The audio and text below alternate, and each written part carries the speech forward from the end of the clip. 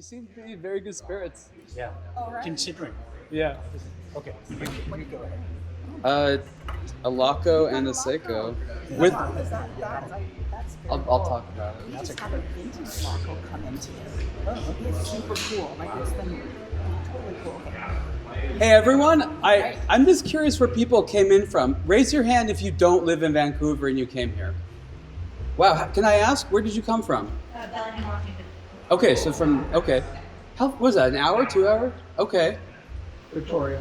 Okay, you fly over? No, It was like a boat? How far is that? I remember I went there long ago, it was like 20 years. it's about a 90-minute ferry ride. Okay, ferry ride. Okay, that's great. Is the weather like the same as it is in Vancouver, or is it different? No, it's Oh, different. she's a better. Warmer? Let's race. I mean, I was looking on a weather map recently, and I realized that this small strip, basically going up to Canada down to about where I live in Los Angeles, is like the only temperate zone on the planet right now. So we're very fortunate that we're in this nice, cool region. I guess we're getting started in a few minutes, but I'm just super happy to be here. I years ago heard about the store and thought that would be really cool to come visit. So it's been over 20 years since I've been in Vancouver, even though I come to Canada from time to time. So thank you for letting me. And the rest of you live here. Do you come to the store a lot? Yeah. Too much. They're like family. They're watch community. And you have, obviously, in addition to buying watches, or you have events and things like that, it seems. Absolutely. Yeah, there's a watch hang group that meets here regularly. So it's a bit like Red Bar, but very Vancouver. Of course. It's not a gated community, so it's open to everyone. Nice thing about it, though, is that even if you're just starting to get into watches and you don't really know that much, it's that nice place where you can come in and not feel weirded out by a whole bunch of technical stuff and that. And there's Despite all the technical stuff. but that's a cool thing. You can learn here, and that's what this is all about. Yeah. So I think it's really funny, and this was a total accident, but the 3 parts I'm wearing are all brands that are sold here. So I have a Seiko on a marathon strap and a Laco, right? Which again, I just happened to coincidentally take with me, but that's got to be very telling about his taste and the whole team's passions, because I happen to like these brands and they're all represented here. And that's, for me, what I find the most interesting thing. The brands who can the retailers that can pick and choose the brands they sell, what they choose is very telling of their personality, of their taste, of the region. And that's why I love stores like this, because you can find a multi-brand authorized dealer of the Swatch Group and Richemont LVMH brands, but what does that tell you about the city or the people? Not really too much. You can find Cartier and Rolex in pretty much every city. Here, this particular assembly of brands and models and things like that, like is the taste and the vision of one person usually, or a small team. And that's really, really nice. So I couldn't imagine a better kind of enthusiast hangout. You guys are all really, really lucky to have a spot like this. I'd say that most cities really don't. Yeah. LA doesn't. Well, we've already kind of done the introduction informally, but I'd like to be a little bit more formal to introduce Ariel to everyone today. Of course, from a blog to watch, right? He's been around for a couple decades. And we're very, very excited to have him present today and have a little bit of a conversation. It's not going to be more like a presentation, it's like a conversation with our own Jason Gallop here. And we also have Huey. Where are you, Huey? Huey. Huey Tang from RZE Watches, and Huey does mostly titanium tool watches, and he's a great independent brand and known around the world in a lot of places, a lot of cool pieces as well. So let's give a round of applause to welcome. All right. First of all, thank you for coming. It's very short notice, but you're here, and it's amazing. The last time I was just, like we were just talking about, last time I saw you was at Basel World, which doesn't exist anymore. And We all miss it at this point. yeah, I know, right? Yeah. And I would hear the tales of your escapades at at Basel through James Stacey, who was working for you. And living here at the And time. yeah. So so everybody that seems to be in this trade, in this industry, has a beginning story. It all began somewhere with either a parent, an uncle, or maybe your family was in the industry.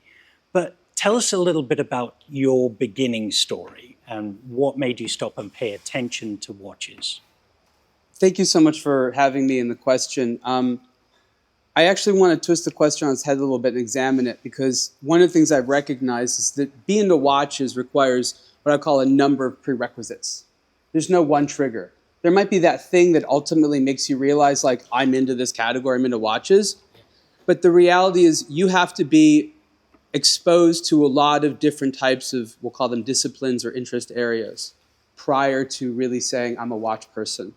And the thing is, it's a weird mixture. You know, I remember interviewing the watch designer Eric Giroud. And for him, the background was a cultured family of art, as well as his education in music. Understanding musical instruments as a tool, how they're made, as well as the beauty and the mathematics of music itself. And the design background was, for him, what allowed him to be a watch designer.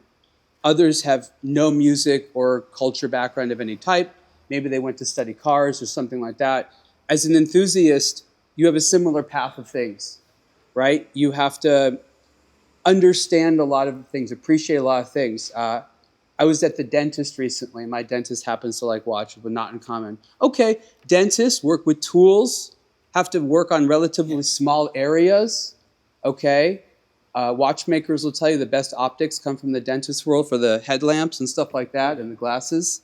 So there's these clear, natural sort of overlapping interests. So that's the great thing about watches as a hobby. You can have part of your lifetime being into other stuff, and then you find those values personified in watches. For a lot of people, it's sort of this pursuit of perfection within the microcosm, which is a timepiece. The world is chaotic. I can control very little. But right here, we've seen this human pursuit where someone dedicated their whole life to make this little space as perfect as possible. Ain't that nice? We don't really have that in a lot of other areas. So for me, I did not grow up in a watch lover family. I was the only person that was interested in watches in an explicit way. Quite accidentally, there's not a lot of people in the San Fernando Valley where I grew up that are like watch people, unless you sort of were exposed to it, like you said. Mm-hmm. It was very accidental for me, but I'll tell you, from a very early age, I'm talking maybe 3 years old, I wouldn't leave the house without a watch. Like, that was a big deal for me. I have memories of like panicking as a little kid, like telling my dad, "Gotta go back, I forgot my watch," like I forgot my underwear or something like that. Like, you could not even fathom going the day without this item on your wrist. Like, you needed to have it. So I think I'd always been kind of like watch obsessed in that way. I remember, and I'm very into movies in Hollywood, especially growing up in LA.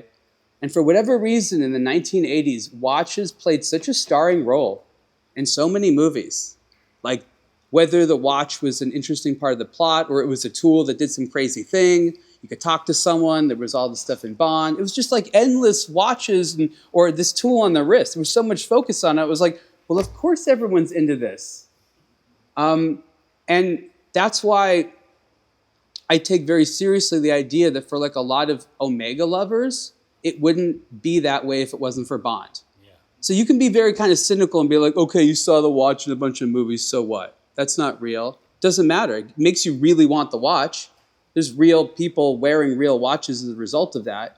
And I'm not saying that like there's any one brand that I saw that I had to wear, but this idea that like a watch was part of your arsenal if you like tools, it just got kind of soldered into my head from a really, really early age. Yeah. Then in college, I kind of realized that there was this world of watches beyond just tools. And I think that's kind of the interesting point. When you recognize that this thing that had been so rudimentary, at least in my thought, I mean, where were watches sold for me? Big Fives, a sporting goods store, right? Like there's no luxury department there. But then you later see like high-end tools and you're like trying to justify, it's beautiful, it's handmade, but it's still like made for diving underwater. Okay, and you have to reconcile these interesting areas and you see the prices and you see the effort that goes into it and you see this whole culture around it. And for me, it stimulated a curiosity. But I didn't even know that that world existed. And I think you have to just recognize that world existed. Growing up with, car culture, you kind of get it. There's this sort of high-end car culture, but the high-end car culture is so much larger and mainstream than the high-end watch culture, at least when I was growing up. Now it's different. And that's really what's cool. Now kids growing up today are being exposed to watches in ways that I never had. And that's going to be a whole new set of triggers for the next generation of people. So in college, I kind of stumbled upon the hobby. I started buying watches like crazy on eBay. This is like really early on eBay. And man, it was a different place. Today, everyone's found out about eBay, okay? There isn't like as many good deals, but you could get insanely good deals. So I was like insane about searching for a bunch of esoteric stuff. It was very esoteric at the time that most people in the United States didn't know about. I was like, if someone's selling this, the demand for it's got to be low. So I spent an embarrassing number of hours in college just like looking for watches for sale on eBay.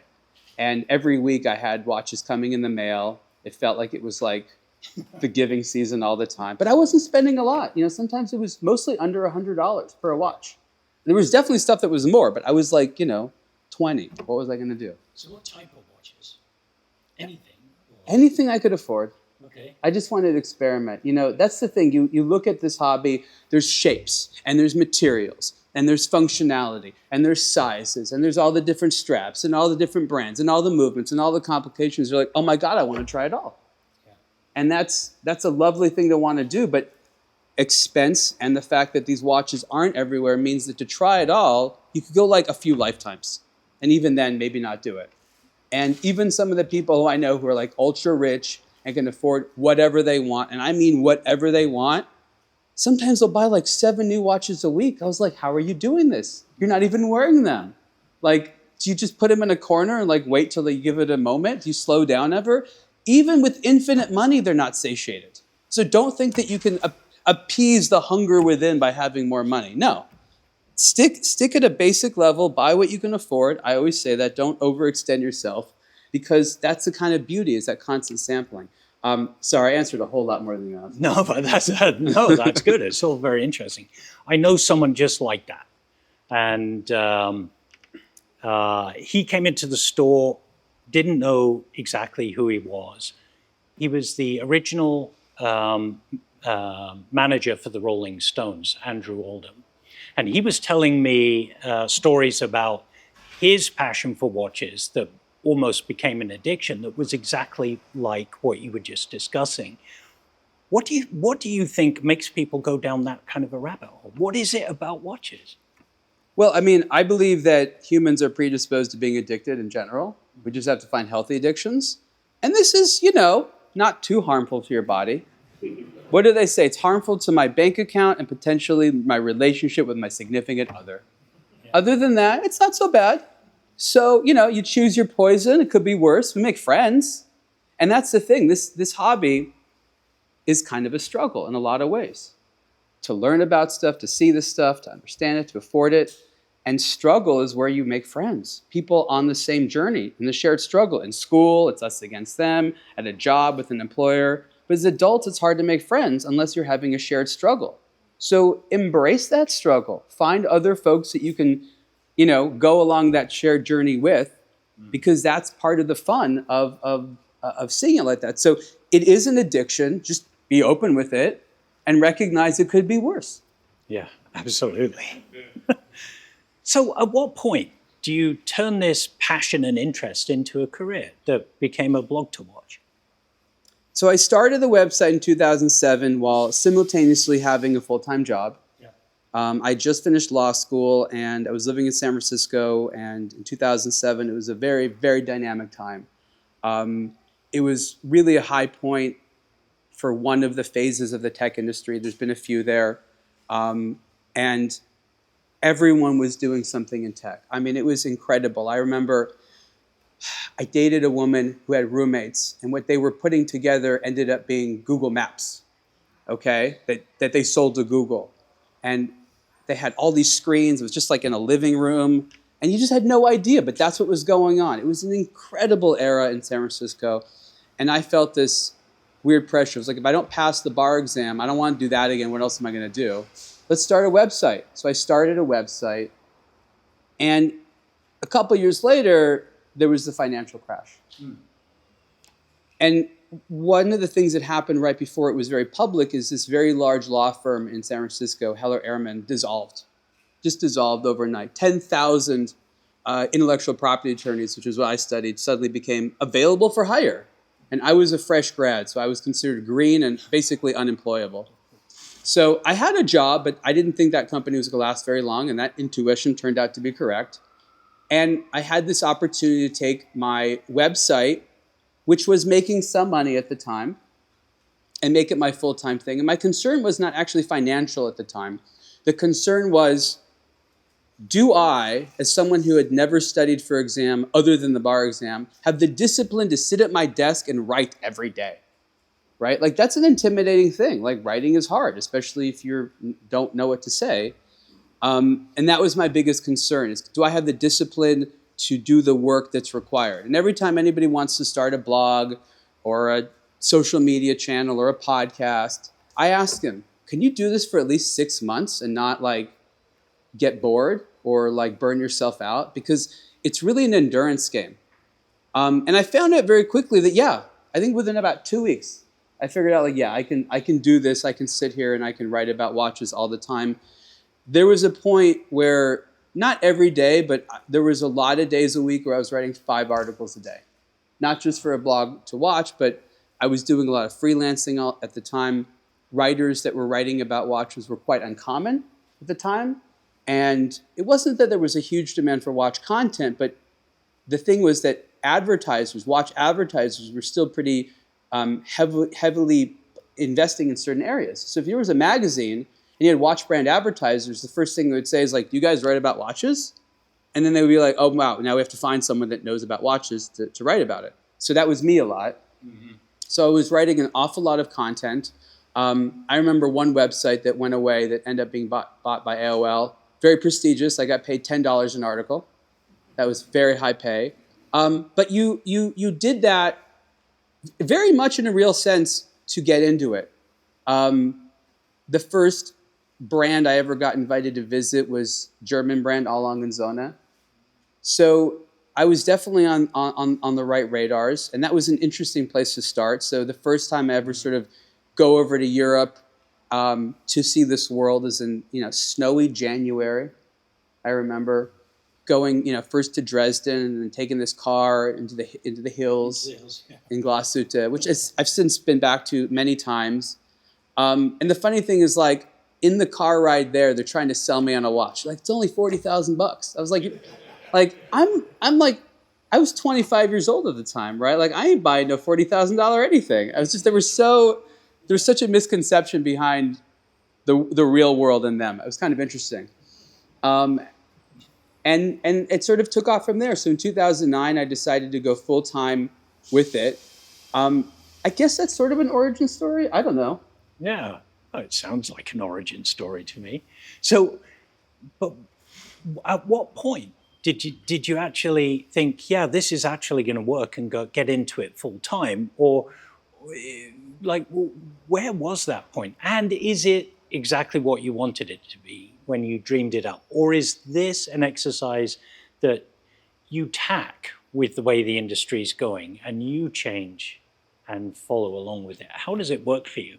I don't think anyone that has a great business or success really ever plans it out. They kind of go with the tide and they see how things develop. I think I kept asking myself, am I still interested in this topic and is this fun?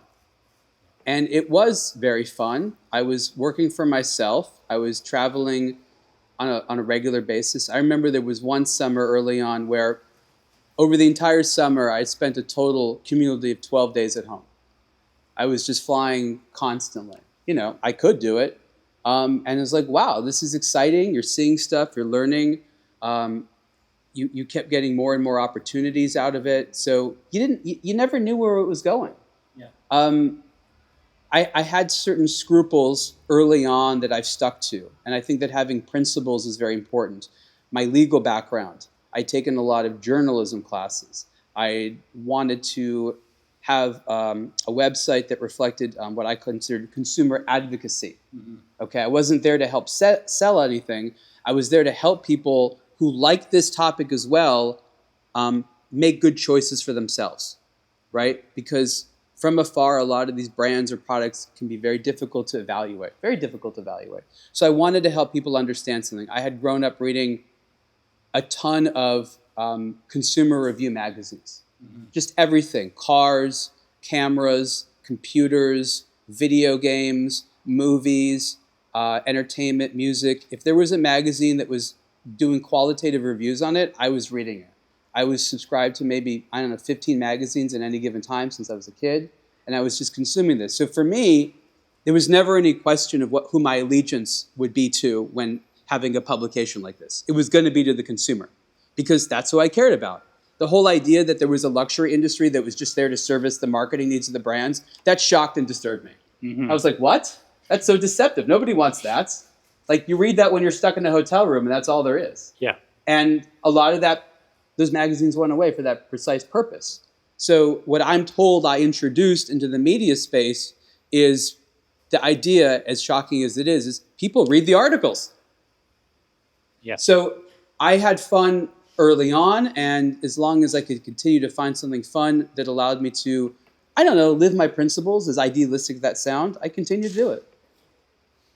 So are there any background stories about running this kind of a business that would surprise people, that goes on in the background, that no one would ever see? Because they'll see you on YouTube doing a presentation or in a discussion, but what goes on, what might be there in the background that may surprise people? Well, I think the most shocking thing that people might find is in a lot of ways how dysfunctional the watch industry is, and how it does not really have a plan for media, and how dangerous it is out there. If you just listen to the consumers and what they want, you will not have a successful business. Just listen to the brands in the luxury industry, do what they want, not have a successful business. You have to find a weird balance that kind of works for them both, that inherently has a level of friction, and you have to defend your model all the time. Mm-hmm. I'm constantly defending what I do still now, nearly 20 years later, to everyone. People who are the audience. You're not hard enough. You're not negative enough. Why aren't you criticizing more brands? Why are you so hard on us? Yes, you said 9 good things, but that one bad thing you said, why do you have to say that? I had a brand the other day want me to re-edit an image because they didn't like the colors. I'm like, did you change the color? I'm like, no, that's just the picture I took. And we have a problem with those. I literally said, I will send you the raw, unedited images to your manufacturer so someone there can make it look like you want. Then you can send it back to me, right? These are how they waste their time. So they want you to have diluted content. This is essentially what they want. They want to see their brand and their product is like a painting. And my job to be like a framer. I just stick it in a frame and put it in a fancy gallery. Who am I to have a critique about the actual painting? But the reality is, no, that's not what I want to do. I want to talk about if it's a good painting or not, and if it's worth people paying attention to it, or even buying and putting it up in their home. So that's conflict right there. And again, someone said it was grit. I don't know. I'm stubborn in the sense that I want to defend what you folks need to have a hobby, right? This is a hobby. I'm an industry voice. I'm a conversation leader. I'm not the only one, but for a lot of people, they trust what I say because I try not to lie. But the industry wants me to lie all day long. They want to pay me under the table to just say good things about them. Big companies, publicly traded ones, that I have to say, no, I actually advise you, not as your attorney, that providing a bribe to a journalist to say good things about you is not a good idea. If you really want people to like you, you could just advertise. Oh no, we're afraid of that. We're afraid of looking like we're trying to influence people. But you guys are. But these are the conversations I have. I had no training to prepare myself for this, but maybe it's a legal background or just wanting things to have integrity. When their stories and their plans break down, I have to come in and say to them, this is not appropriate. And when I was that young age, I think I was 26 or 27, someone came to me one time from a brand, really nice guy. He was an American. I think he was born in Asia, but he was working for a French brand, so clearly a bit confused. But he said to me, and he said it in a loving way, I remember this conversation. It was at Basel World. This is before my meeting with the brand. He's like, Ariel, you're a cocky little shit. You've got to stop talking this way to the brands, even though you're right. And I was like, but you just acknowledged I'm right. He made it clear that these people saw me without the level of reputation that they were requiring for me to say those types of things to them. Even if I got to the point right away, there was like a hierarchy and seniority and a respect system, and I had to sort of deliver the knowledge to them the right way. And I've tried to do that for better or worse ever since then, is take my feedback and present it in a better way. And I'm a better person for it. I really am. Because it made me realize that this is an ecosystem and I have just one perspective. And in order to have a good perspective, I need to study the industry and convince them as well that it's a good perspective. Just like with consumers. If I think you should care about a brand or a model or take something seriously, I have to make a cohesive argument. I have to lay out my arguments for you one by one and show you what I think and why and allow you to come to your own conclusion, which is apparently not what a lot of other media does these days. No. So has that impeded your company and your business? It depends how you define by impede. Fewer people or particular brands that just won't go anywhere near you because they're worried? We don't care. We don't have any lack of content to write about. Okay. For any brand that does not behave, in my sense, ethically, I ask myself, are they going to behave any better to the consumer? No. I mean, That's a very good point. I have a bird's eye view of how you all feel about brands. Because anytime you have an issue with a brand, if you get frustrated, email me, okay? So I know about all the warranty issues and the service issues and all the nasty stuff. So I do not want to recommend to someone to do business with a company that they will then walk away, have that type of experience. That's not good. So if a brand is unethical, treats us poorly, engages in practices I think are unethical, I say take your hard-earned luxury watch dollars and spend them somewhere else, because these people are probably not going to make you happy if there's an issue. You will not be made whole again. So 20 years or so that you've been doing this. Have you seen the industry change for the better or worse when it comes down to exactly what you're talking about there, where brands expect you to toe their party line? So in the early days, was it stronger than now, or is it worse now? It's all of the above. You have what I call a highly fractured watch industry today, right? The general hobby is healthy.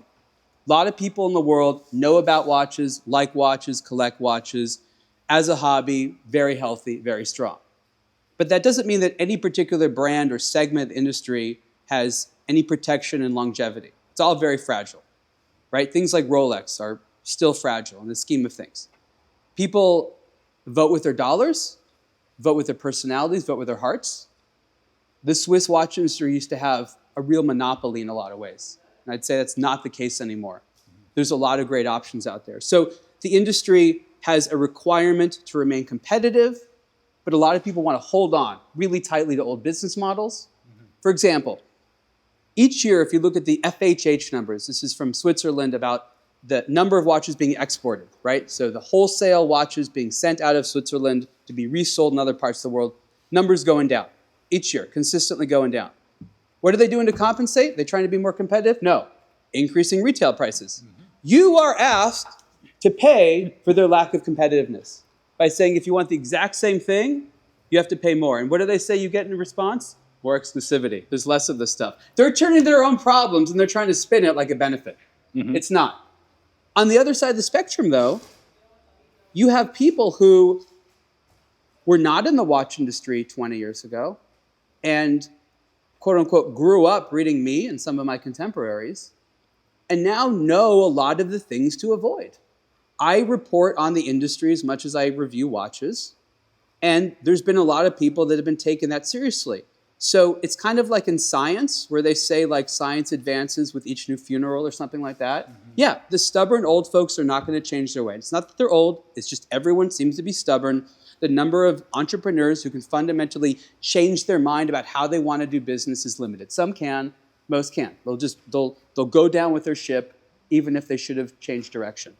But you have this new group of people who are both working at the major brands, also the guys behind the startups and all of that, who have a much more realistic idea about what it means to be in the watch industry today. And so you have different sides of the watch industry doing different things. In general, it can look very chaotic, but as much as there is this old landed idea of these luxury brands that people are willing to pay a lot for on a high street, there's so much innovation and entrepreneurialism that's kind of balancing out in an interesting way. Mm-hmm. So what companies are doing it right in your eyes? The ones that are still Ethically. around. Ethically? Look, I'm not here to well, I guess I do preach ethics. The brands that you want are probably doing it well because they've made you want them, right?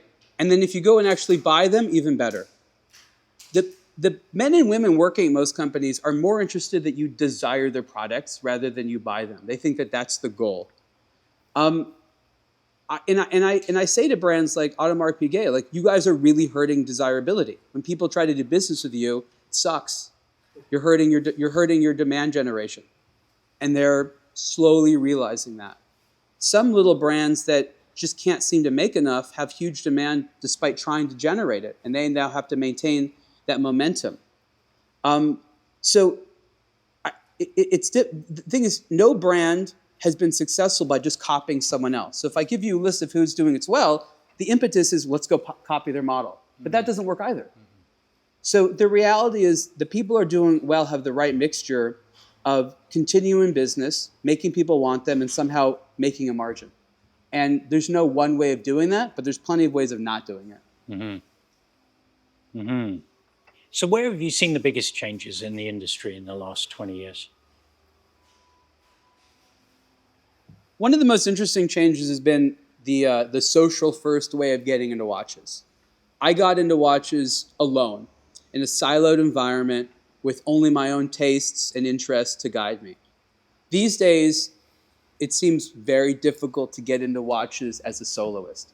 From the beginning, you have social media and websites and blogs that have comment sections on other people. You not only can ask people things, but you can see what other people think right away. Mm-hmm. And you also have events like this and all kinds of great meetups and things around the world to meet other folks going through it. That did not exist. And that social element changes the dynamics in a lot of ways that I think are positive. I do think that people sometimes should hold back a little bit and discover their own tastes. It can be very difficult for novices to know how to contend in these environments before you're comfortable knowing what you like, what you want to spend, what brands you're interested in. So I always recommend to people, like, literally spend a few years alone, just getting into it, and then go to your first group when you have something interesting to say. I think that what I call market fragmentation is another interesting thing. There used to be a lot less places to buy a watch. Mm-hmm. Now there are so many more places to buy a watch. And where you buy a watch impacts everything from the type of the brand, where the watches are made, their margin structure. You know, if you sell directly to consumer, you don't have to give a retailer a share.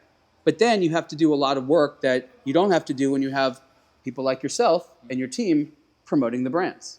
So that impacts so many things in terms of how your margin structure is, what type of products you sell, your global footprint, how easily you can ship watches around the world or have offices in different places. Mm-hmm. So there's this enormous variety that, it's not that it wasn't there, but it's just so much more present. And you have folks from disparate parts of the world who can start a brand from like just about anywhere. And that level of unique flavor and taste has now replicated what used to be the case, and that was watches were made for specific regions. So the big brands you know and like would have watches that they only sell in that part of the world. Mm-hmm. That's for the most part over. There's a little bit of that. Now it's the limited editions for certain cities. But certain big brands, like Doxa. Doxa is a perfect example. Certain eras, like you can go to different parts of the world and Doxa was a completely different company, right? That's less now, but rather than having many versions of Doxa, you have lots of little companies that kind of fill that niche because you could have a startup in a little city. Direct to consumer for businesses, like, I don't know, Christopher Ward. We've seen over the years that become a very prominent model. Retailers have to compete against that, especially with brands that have their own direct-to-consumer business, and then the retailers are, in many ways, competing against the brand that they're carrying. Where do you think that came from? And is it, you can not answer this question if you don't want to, but do you feel that's ethical? I have always been a fan of retailers. I think that there's three fundamental types of entities that have to exist in this ecosystem. That is companies that make watches, companies that sell watches, and companies that talk about watches. They each perform a slightly different task. When one tries to do more of those things than they should, problems arise and becomes unsustainable. As you said, it's very weird that you are buying inventory from a brand that you want to resell, who themselves are selling it directly to the consumer, presumably in the same region. And they're cool with it. And every time you bring it up, they're like, don't worry about it. Yeah. Right? That's what I said. These brands don't have a plan. They didn't have a plan for media. They don't have a plan for retailers either. The retailers that succeed around the world do so by finding the little ways of operating. You have to have protective walls around you because, again, if you do what they say, you'll be out of business real fast, right? It's super weird. Media and retailers alike have to operate in a defensive position because the brands will run us out of business, not because they're trying to, but because their inclination is not to be protective of the ecosystem. Right. So a lot of these brands are just trying to figure out how to sell watches, and they'll try everything, as you know. They're not dedicated to one model because they even compete with themselves. They even have the same internal conflict. Again, do we make a new model or just keep making old watches? Do we sell direct to the consumer or do we work with partners? When they think that they're hot, meaning they think that there's demand, they always want to sell direct to the consumer. They think their websites are like ATM machines that just make them money. But then when things are tough, they're like, oh, we need help. Yeah. Could you help us? We need help. Could you buy some watches and, could you help us? And then when you actually start helping them, they're like, oh, we don't need your help anymore. So every retailer around the world that I've met has to play this super awkward game, which is doing well, but not too well, right? If you're too well, you cause some alarm. Uh-oh, do we have to take this relationship away? So it's very, very difficult to be a retailer. You're lucky because I think you have some brands that are a little bit more stable. They kind of understand the long play. The Germans tend to be better at that, but still, it's difficult to know what they're thinking because sometimes, they're actively shooting themselves in the feet. And you're like, what are you guys doing? So people like me, people like you, are necessary feedback, even if they don't appreciate it. Us pushing them, in my opinion, helps them from self-destructing on like a semi-annual basis. You've said it so very, very well. Now, I'm trying to gather I was so focused on what you were saying there. Now I've lost my train of thought. So when you get a company that is doing something like Christopher Ward, going direct to customer, where they expect their service to be back in the origin country, that doesn't help the customer either. They're being very customer centric for selling watches, and I'm not just picking on CW here. There's many of them, but it isn't so customer centric. Do you believe that model is more so like that, even though they're selling direct to the customer, but it isn't necessarily customer centric? Well, I mean, look, you brought up Christopher Ward, and I've talked about it a lot. They are very much an outlier. They're not a company that actually is what they appear to be to a lot of consumers these days. They've worn many masks, wear many costumes, so to say. From the very beginning, Christopher Ward was created by people from the sort of selling background, not the watchmaking background, to be a catalog style brand that produces similar types of products that you know and like for less money. That's always been their thing. Their thing has never been to innovate, but to say there's demand over here, and let's meet some of that demand with a similar product at a lower price point. So this idea that they're in it for the long-term longevity of their watches being serviceable tools, that's not part of their business plan. They don't care. That's an interesting thought. They don't care. Yeah. Their goal is to sell as many watches as possible and use whatever techniques they can. They started going to certain shows to kind of pretend like they're a micro brand. That's one of the disguises they've worn, when they've always been a very high volume older brand that isn't new or particularly indie in any way. They spend a lot of money on certain types of marketing. They're actually a lot closer to a company like Invicta in terms of a lot of the ways they operate than anything else. Obviously, they have different types of designs and they make certain types of investments. But what I'm saying is that that's a good example of a company that's cast themselves in a certain way, and they've changed that over time. Because again, there's no fundamental person there who's holding on to one idea about watchmaking. Christopher Ward himself is no longer there. They outed him. And then he started to have his own watch brand with his sons that didn't work. That's a common trait with the industry, I've noticed over the years, especially in the last 20 years, for sure. You know, brand owner, passionate watchmaker, starts a company, and then all of a sudden the world shifts right under their feet. Maybe they're just bad business people. Well, yeah, but you tell me what watchmaking school actually teaches business. Or marketing. Or marketing. None of that. For that matter. No. I've discussed the fact that there's an educational gap in Switzerland to teach necessary skills. There's no watch brand manager education program. There's like programs within Richemont and stuff like that, but there's no school that teaches that. Yeah. But it isn't just watchmaking. It's anything like that. You go to a photography school and you put X number of years into learning photography.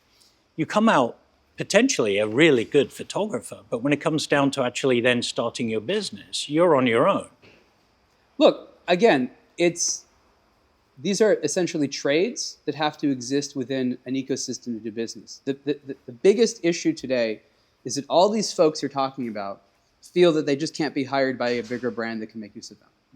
They feel that in order to enjoy the creative pursuit and the hands-on artisanal lifestyle they want, they have to do it themselves. The fact that the big groups and the brands and the stores and things like that aren't welcoming them in, being like, you can take your interests and grow with us, that's the problem.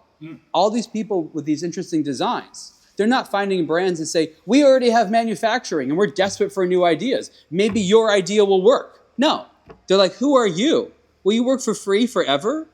So the idea that somebody who wants to contribute to the industry does not find an existing company to bring them in, and that they have to go then make their own company just to make it and have a job, that's a flaw in my opinion. And that's because, again, a lot of those doors are unfortunately closed. Yeah. Okay, I'm going to take you back to something you said earlier on in the conversation about, brands that don't necessarily have a path, that they're not really too sure where they're going. And you'll find some brands that sort of throw their ideas at the wall, see what sticks, and they'll go with that for a while. There are other brands that actually do this systematically. So a couple of years ago, I met a young woman in Switzerland that when she first told me her job description, I was actually really quite shocked because I'd never heard of it. She worked for Zenith, and she was a horological anthropologist. Okay. I don't know if you've ever met her. Sounds like AI replaced her. Yeah. But her job was to actually study what was going on outside, to actually bring that in, talk to the design teams but then also go back They used to be called trend spotters. yeah, and then go back to what was in the archives and see if there was something that actually fit. So much money just not to innovate, right? Yeah, Like we can't make something new. We have to see if something old we did is still relevant. yeah. And that brings up another really good point. This morning I was watching a video. It was a Vacheron Constantin, a pocket watch that was made in 1930 that was barely the thickness of, if 3 credit cards, that was large. It was probably One of 2 those really thin ones? really Yeah. super thin, and they were doing that in the 30s, right?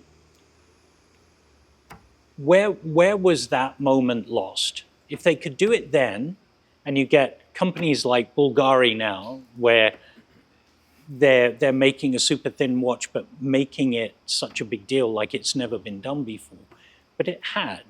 Where was that lost in time, from your point of view? Like, Are we why haven't specifically we talking about thin watches? innovation?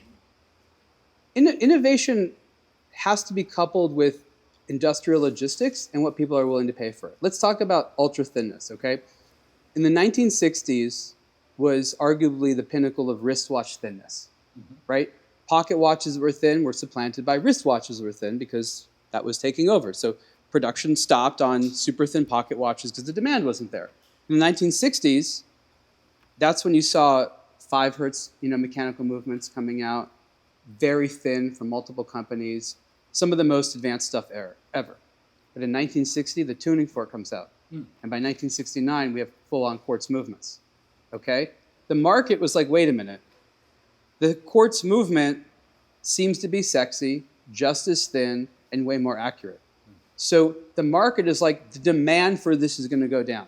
They're not thinking of enthusiasts. They're thinking, is it practical to continue to make this when the mainstream luxury demand for it is not going to be there? So it's the technology that came in that was more competitive. So you always have to ask yourself, is investing in that type of technology, both the research and development and the factories to make it, does it allow for a competitive product? It's okay if it's expensive, but if it's not competitive and it's expensive, you have problems. And arguably today, you have many people asking you to pay for very expensive things. They're not competitive. Like I think most perpetual calendars, nice, expensive, competitive, not at all. So innovation is directly related to whether or not a business person says, I think people will want this in the future. And with watches, just like fashion, just like movies, public taste shifts so much, there's an inability to have a long-term view right now. That's why everyone makes these safe plays. They make what they've already done because they feel that the risks today of doing something new are difficult. And I've spoken to several designers, and they've all told me, and this is interesting, and I actually agree with it, the public hates everything new at first. I don't care what it is, if it's new, most people hate it.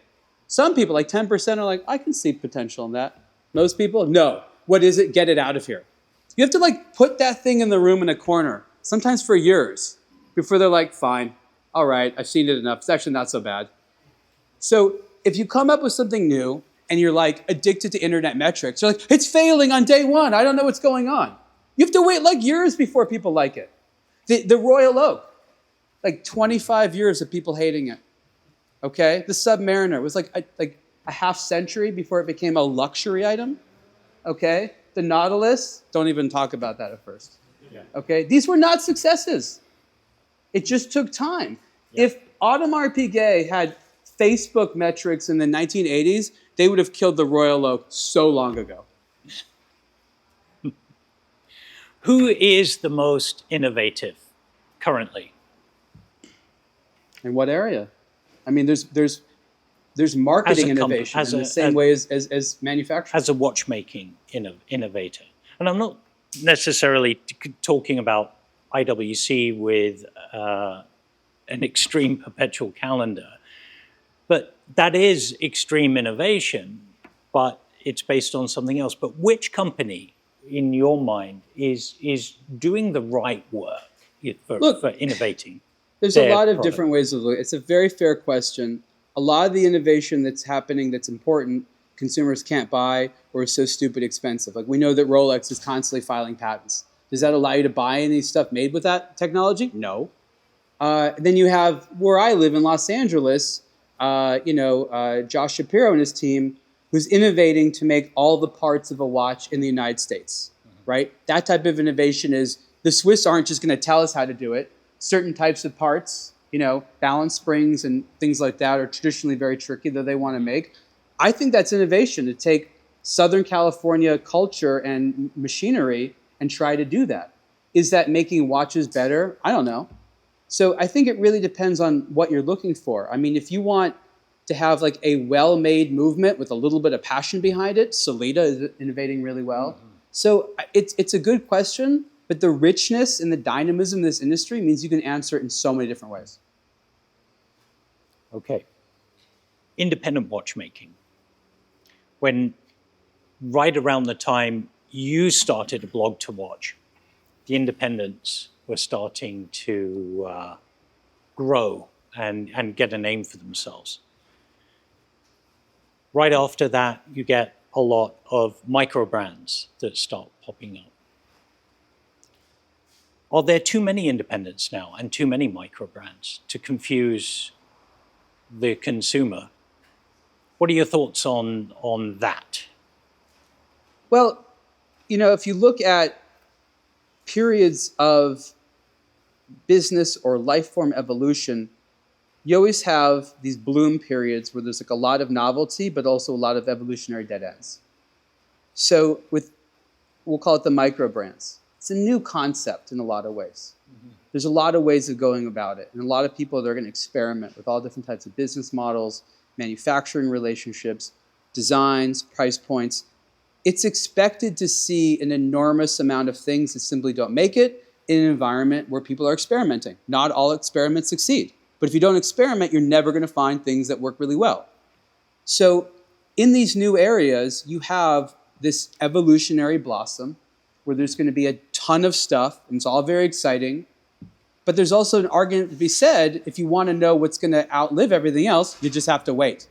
Let's see who's still here in a decade, in 20 years, in 50 years. The watch industry loves reviving brands, but you have to remember that in order to revive a brand, it must first die. So they're not all going to make it. I can't tell you which ones are. It's not up to me. It's up to you guys. It's what you buy, what you end up feeling is that right blend of relevancy and value. Mm-hmm. Also, that brings up another good point. If you're reviving a brand, are you reviving it for the right reasons? Probably Angelus not. Being, it just comes top of mind right now. Was it the right reason for Angelus? Swiss people like to buy stuff. They don't like to make things. They're like, give me your value. So the idea of buying a whole brand with its intellectual property and its reputation and its name, there's like some built-in legitimacy, like, oh, since 18-something? Okay. Yeah. Right? Like, they just feel like they're getting a better deal. It just comes down to their style of business. Yeah. Here in the West Coast, I think it's a lot less appealing. I probably here in Vancouver as well, but especially in California where I live, it's far sexier to come up with a new name and a new company than to be like, we'll bring up an old one. Like, that's not top on people's list. But in Switzerland, where they buy stuff, they're like, what are the nicest buildings around here? The old ones, right? What are the coolest brands and famous people and homes? The old ones. So it's the same mentality. Yeah. All right. I think we're just about at time. But what I want to do is I want to open this up to questions from you guys. And I hope you've been thinking throughout this whole thing, because I'd love to hear some great questions for Don't Ariel. disappoint him. Come on, let's go. Who's got a question? I remember back when it was a blog to read. And my question, I don't even remember when it changed. I just remember one day I was like, oh, that actually makes a lot of sense. 2009. 2009. Was it purely watches from the beginning? Because I didn't come in right at the beginning, and so I always wondered if it evolved into a watch. There was like 3 weeks where it wasn't. Okay. I did not know it was just going to be about watches. Yeah. It turned out that that's pretty much what I was okay with writing about. But I, like other people, like, I'll have a personal blog. That's why it was a blog to read. But very soon after, I registered a blog to watch because it was available and, as you noted, made more sense. And that's the direction we went ever since. Come on. There must be some more questions. There needs to be at least 3. So like when you were 20, what was your dream watch at that time? Like if money and anything wasn't an option, is it the same now? Is the dream watch the same now as it was when you were 20? And what was it? I have to think about it. But you know what? I think it is kind of the same dream watch. I have a dream genre. There's no one piece. I'm not like a grail guy. I feel that if you find your final watch you like, your hobby's over. You're done. You found the watch. No more need to keep hunting. I don't want that point to ever come. And I've never quite used this term to describe it, but I would call the genre the gentleman's tool watch. Like a tool watch, but that has a font that says, I had a privileged childhood, right? And I still am really into that today. This room definitely has some of them. Some of my favorite ones have been made by brands like Breguet and stuff like that, like their, the Type 20, the aviator watches. A lot of brands over the years have done that, but I am very sympathetic to this idea of like, it's really durable, it's a tool, but the society will find it okay. I have one. Sometimes when I'm reading about watches, I think, oh my God, this is a great watch, and it's seriously so overpriced that I suspect it's not doing as well as it could. But for the brand, if it would make sense to lower their price, they come into a tragic problem where the viewer realizes that the price is falling, so why not wait? And I'm just wondering, have you seen brands wrestle with this problem, or am I... You're bringing up multiple topics, and they're all very relevant. I'll sort of answer this way. Brands have their favorite days when they impress with a whale, a very wealthy person who's difficult to impress. And they each hope that they'll demonstrate this product, they'll present it, and that person's like wowed and come away with the feelings, I gotta have it. Doesn't matter the price, I just gotta have it. If they charge too little, then they worry that the whale is gonna be like, wait a minute, it seems like too much watch for just $250,000. I thought this was at least $500,000. They're almost upset it's not more. Now those people are rare, but brands are more excited about selling to them because there's the potential of this big margin capture than trying to say, okay, you know your stuff, you generally know what you're comfortable at, let's focus on this price. So it's this internal conflict where on the one side, they want to like dazzle this one person with this big shocking moment. On the other side, as I said, they have to have this competitive pricing scheme. Good question. Have you decided what watch you're going to talk about? Do companies send you their watches to discuss, or do you just, I feel like, discussing this watch today? Brands have fortunately made it difficult for me to not have watches at my disposal on a regular basis. So whether it's me being invited to an event, I travel, or brands loaning us products and things like that, it's all of the above. We of course have a team, so fortunately I don't have to, be the one who sees and shoots everything. But the brands fundamentally recognize that their, doctored marketing photos and things like that leave too much to the imagination, and entities like myself that can present the product in a way similar to you seeing it hands-on is very important and necessary. So we do have sort of a good symbiotic relationship because it works out for both of us. But it is truly a partnership of effort, and without them, it'd be a lot more difficult. Good question. So I'm starting to notice that a lot of brands, especially Lord and Formex, have been going towards the whole in-house movement trend. And what I've kind of noticed is that a lot of smaller brands, as a way of kind of just proving that they're a legitimate watch company, they're moving towards the in-house route. And I'm just kind of wondering what your opinion on that is, because there's a lot of really good movements that are like Solitas out there that they can stick with, but for some reason they're all going for this in-house background. It's not really a business decision, it's more of an ego decision. Yeah. And there's a lot of reasons that it happens. One of the things that happens is a lot of people who start at brands in their mind, want to be a higher end brand than they currently are at, right? So you meet them at a particular price point and set of specifications. You're like, perfect, exactly what I want. But in that founder's mind, he or she wants the price point to be 2 or 3 times as high, maybe more. And having an in-house movement is one of the methods that you can successfully upgrade the price point.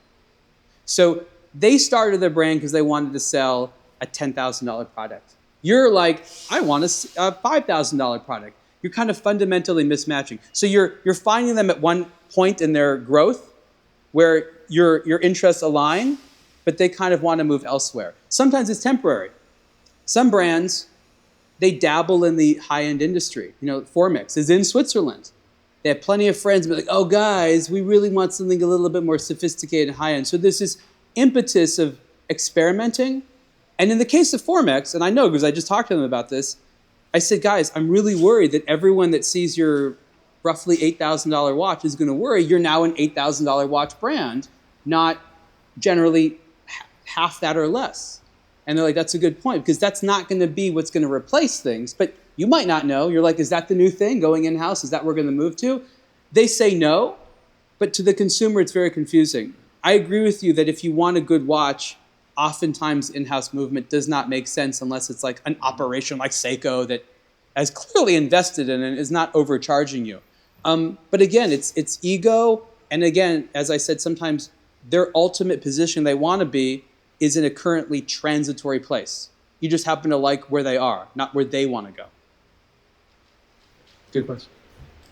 You focused a little bit earlier on retail sales.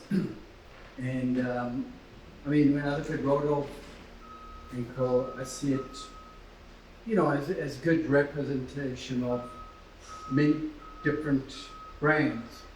And you know, going to California, for example, and for the most part, West Coast, I just don't see that there's much representation in terms of the micro brands. But you look at East Coast of the States, I mean, you know, there's Tommy High, there's so much selection. So I'm curious to know what is it that you think is failing on the West Coast or different in terms of, you know, the collectors? And You're absolutely right that it's necessary and it's underdeveloped and there are consumers for it. I would say give it time. The East Coast is proximally closer to Europe. And a lot of the business people in Europe actually have not grasped the full size of the North American market. They think because they have a store in New York, they've covered the US. Okay, they have not. So right now you're seeing a lot of interest in doing that. But again, these are risky ventures and they require a dedicated team that you can't replace. You couldn't take his team and just replace them and this place is still like making money. Like it doesn't work out that way. Also, a lot of the major brands out there that are in the stores that exist here actively say, no, we don't want that stuff. Unless it's like a very expensive independent that's in the, you know, 5 figures, 6 figures, 7 figures. A Tag Heuer feels very threatened by a lot of that stuff, right? They even push out companies like Bell & Ross. Bell & Ross has a really tough time getting into retail because it's just them. Because the Swatch Group, LVMH, Richemont, they kind of act in concert with one another to push out who they don't like. Yeah. So to have a space like this, with just these types of brands that are okay being comfortable, pay the rent, have the right type of staff, it's all new territory. And there should be more of it, and I really believe there will be. Hopefully we'll still be around, but you're absolutely right that it's underdeveloped. I can add to that a little bit. I think for most European companies, they look at the West Coast as being the Wild West and an outpost. Like Like Perth. Yeah, exactly. Like, oh my God, I can't even imagine that. But for us here, yeah, like for my friends from Europe to actually come out here, oh my God, they think it's so far away, right? They can't imagine that traveling out there. Also, the other aspect of it is you are for the retailer of that brand, you are actively opening up a brand new market. And when you're opening up a brand new market, that's very hard. It's hard. It really is hard work. And the brands are not willing to put necessarily the effort to opening up a whole brand new market in a new place, because the effort's amazingly hard. Like, you know that from Lululemon, right? Like it's exceedingly difficult. So they shy away from it. They'd much rather go to the East Coast. It's closer, right? The more densely populated, because you do need critical mass, right? Opening up a brand like Pauline, for example, right? It's a nascent brand, right? And they're working very hard about getting the name out there. But for a retailer to actually take that on, it's doubly hard, because you don't always have the backing from them.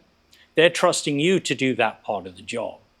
So for us, in a way, the twist on that was, okay, we have to make this brand very different for Pauline to be able to fit into this market.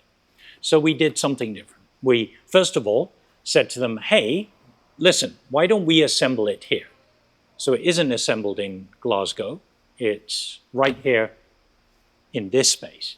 Second of all, we put a Canadian flag. We put a maple leaf on it, right? And on some of the watches, they've actually crossed out Glasgow and put Vancouver. Now that makes those watches almost a limited edition, right? Because the only place that you can get that watch would be from us, and the fact that we've made it. And this is the kind of strategy that has to be used in those cases.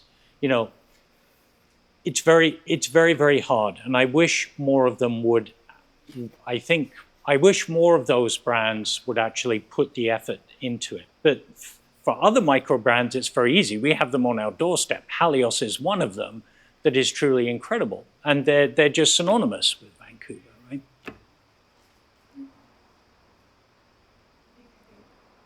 Any more? Because okay. I just have one. I just wanted to raise your business or your product or your brand developing over the next decade. I'm sure there's been a lot of changes since you started. And how do you envision yourself in 10 or 15 years? So the question is, where are we going and where do I want to end up? I don't want to stop what I'm doing fundamentally. I don't want to stop being a consumer-focused publication online that's inclusive to whoever wants to come read about watches. I want it to be a place where people can learn about new brands and understand how to navigate this hobby and use this as a recreational form of pleasure. I want to help people have conversations when they meet up with one another, give them more context, and to learn about the next watch they want to buy from time to time. I don't want to sell watches. It's not what I'm interested in.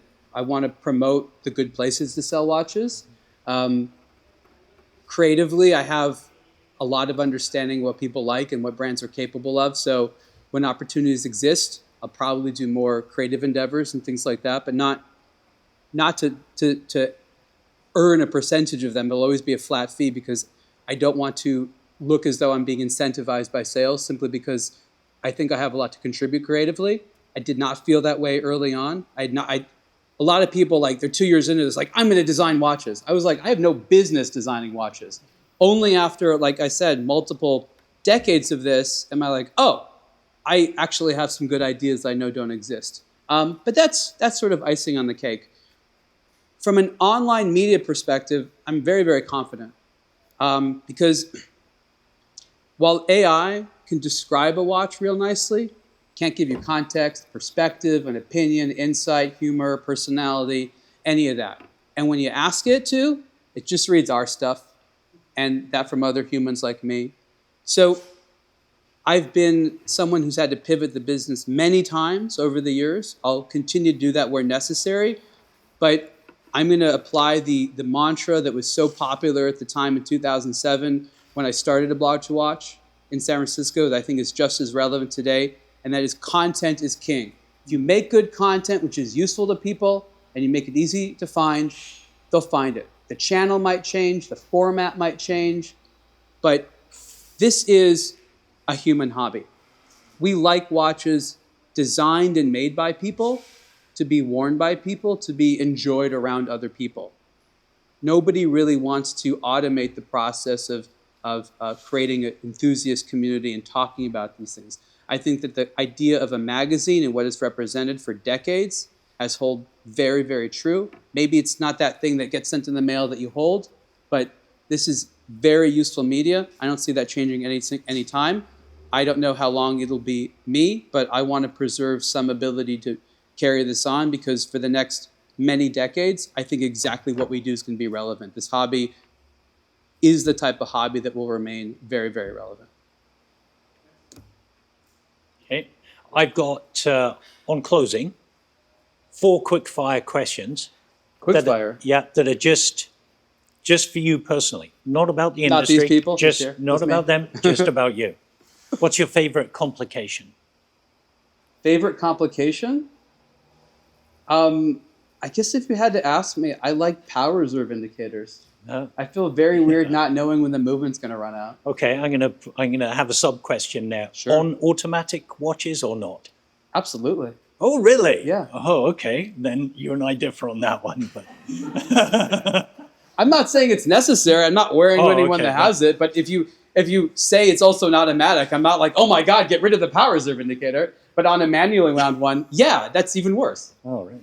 Okay. All right. We'll go with that. Thank you. You asked. Most underrated brand in your eyes? Most of them. You know, one brand that you could actually think of that is so underrated.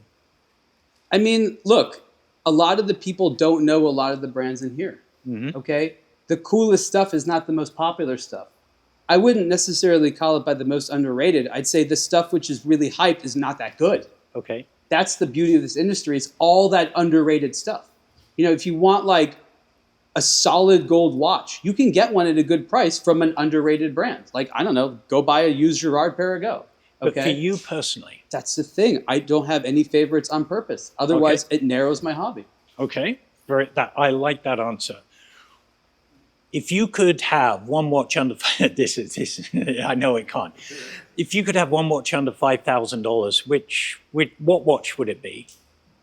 That means an end of my hobby. Okay. I change my watches multiple times a day. Why would you take that away from me? Okay, no, all right. Okay, we'll go with that. Desert Island watch. What's your desert island watch? If you had one watch you could take with you to a desert island, what watch would that be? I think it was Spiegmarin. No? It was as early as 2007, maybe early 2008 when I wrote it. But I wrote a big article because I was so excited about it. I was like, the top watches to take with you at a desert island scenario. I had been obviously thinking about this since the beginning. And in that article, I wrote like, here's all the factors you might want to consider for deserted island thing. Like, don't worry about resale value. No one's going to care. Water resistance, very high on your list. So, I mean, I would take it very seriously. I would say this is a watch that needs to potentially run as long as possible under these issues. My brain sucks. I can't know time and calendar information, and I couldn't count an hour. If you killed me, I wouldn't be able to do it. So I'd try to find something that very much did as much as possible. Maybe it was one of those exotic movements that didn't need oil because I'd know 5 years down the future. I would try to survive as long as possible before, I stopped talking to myself. Okay, good. Thank you so much for coming to us. Thank you. I really appreciate that. Like I said at the very beginning, it was very rushed in the way that it happened, but I'm so glad and thankful that you came, and I can't wait for future conversations. I feel like, again, like 15 years ago, we talked about this actually happening one day. So that's longevity. That's the long-term outlook you need to have in this industry. Thank you all for coming. I really appreciate your great questions.